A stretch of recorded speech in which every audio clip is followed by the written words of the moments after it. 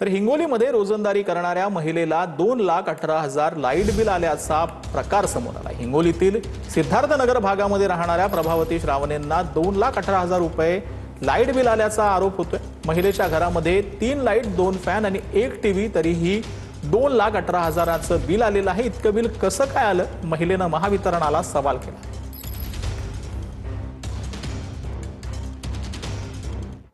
तर पुण्यातील भोर आगारला मिळालेल्या 5 एसटी बसवरून श्रेयवाद रंगतोय। एसटी बसवरून भाजप आणि राष्ट्रवादीमध्ये श्रेयवाद रंगलाय।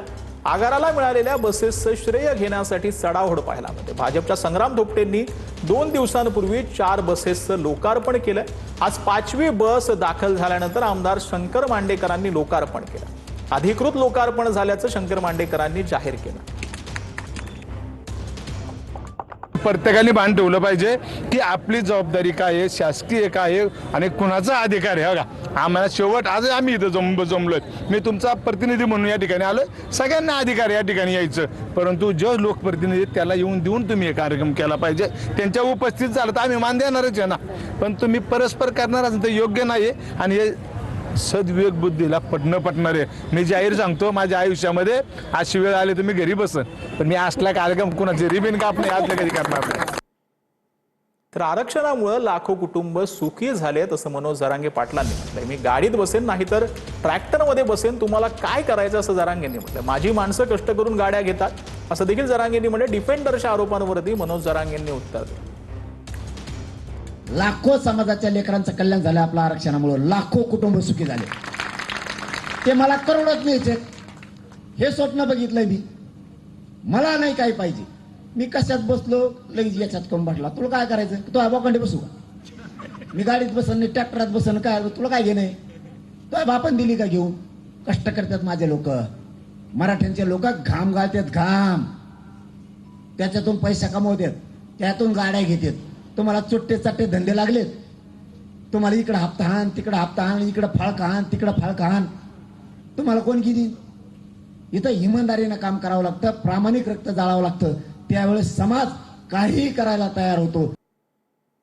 तर सरकार ट्रायलसाठी 10 ते 20 रुपयांच्या प्लास्टिकच्या नोटा बाजारात आणणार आहे। 1 अब्ज म्हणजे 100 कोटी प्लास्टिकच्या नोटा बाजारात आणण्यात मान्यता देण्यात आली। केंद्र सरकारनं संसदेमध्ये ती माहिती दिली आहे। नोटा छापण्याची प्रक्रिया अद्याप प्राथमिक अवस्थेत असल्याचं आरबीआयनं म्हटलंय। बनावट नोटांवर नियंत्रण आणण्याचं उद्दिष्ट आहे। तर दुसरीकडे कागदी नोटा लवकर खराब होतात, ज्यामुळे छपाईचा खर्च वाढतो। त्यामुळे सध्या प्लास्टिकच्या नोटा बाजारात आणण्यासाठी केंद्र सरकारची मान्यता जी आहे ती मिळालेली आहे। तर रायगडच्या इंदापूरमधून वाडवण गावाकडे जाणाऱ्या रस्त्याची अक्षरशः दुरावस्था झाली। रस्त्यावरील खड्ड्यांमुळे वाहन चालकांना जीव मुठीत प्रवास करावा लागतो। मी आता उभा आहे रायगड जिल्ह्यातील इंदापूर शहर आणि या शहरातून जाणारा वाडवण गावाचा रस्ता। आता हे वाडवण गावच्या रस्त्याच्या मधोमध मी आता उभा आहे। आपण ही सध्याची दृश्य पाहिली तर हा रस्ता खड्ड्यात आहे का खड्डे रस्त्यात आहेत हे देखील पाहणं महत्त्वाचं ठरत आहे। आपण जर सध्या दृश्य पाहिली तर अक्षरशः रस्त्याची पूर्ण चाळण झाल्याचं चित्र दिसून येत आहे। मला एकीकडे आठवतं की लहानपणीचा जो खेळ आहे तळ्यात की मळ्यात, तोच या रस्त्यावरती मला खेळताना पाहायला मिळत आहे। आपण पाहू शकताय पूर्णतः तळ्यात की मळ्यात खेळावा लागला आहे। अक्षरशः रस्त्याची चाळण झाले। संबंधित अधिकारी मात्र मौन बाळगून बसलेले आहेत। आपण पाहू शकताय येथून वाहनधारक असेल, त्याचप्रमाणे नागरिक असतील आणि स्थानिक नागरिक असतील, त्यांना देखील या रस्त्याचा मोठा त्रास सहन करावा लागत आहे।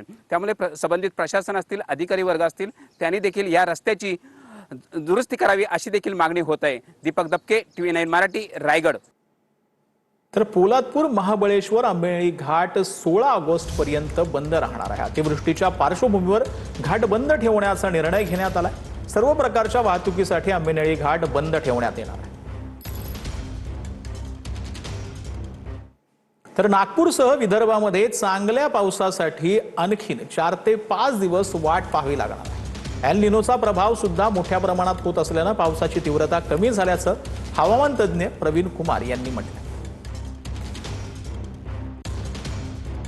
नेक्स्ट 4 to 5 डेज जो है उसमें हम देखें कि जो बारिश रहेगी उसकी जो इंटेंसिटी रहेगी वो हल्की से मध्यम ही रहेगी। जो एक काइंड ऑफ जो मानसून का जो रेनफॉल होता है जिसमें बोलते हैं कि काफ़ी तेज़ बारिश का होना या एक दमदार बारिश का होना, जिसमें भारी से अति भारी वृष्टि का होना, वो अभी संभव नहीं है। तो क्योंकि इसके पीछे मुख्य वजह ये भी कोई भी ऐसे सिस्टम जो है क्षेत्र के लिए नहीं बनते हुए दिख रहे हैं। और अगले आने वाले 4 to 5 डेज हम देखेंगे कि जो दिन में आसमान में बादल छाए रहेंगे और बीच बीच में हल्की से मध्यम बारिश किसी किसी स्थान पे जारी रहेगी।